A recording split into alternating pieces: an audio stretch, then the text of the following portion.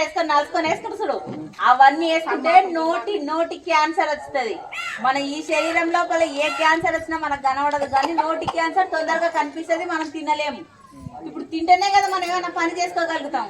ఇది వేసుకో, ఈ బీడీలు సిగరెట్లు బంద్ చేసుకొని మీరు అదే ఆ పానం గుంజినప్పుడు, ఆ నాలుగు అలవాటు అయినప్పుడు యాలకులు లవంగాలు లేకుంటే 2 చాక్లెట్లు చప్పరించుకొని తినడం వల్ల మనం అలవాటును మెల్లమెల్లగా మానుకోవాలి.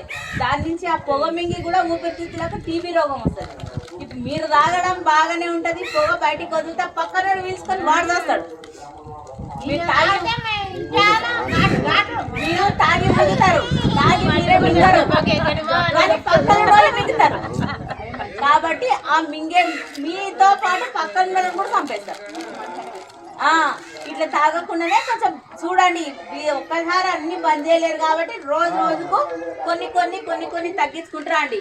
ఈ ఒక్కసారి అంటే సడన్ గా ఎవరైనా బంద్ చేయలేరు.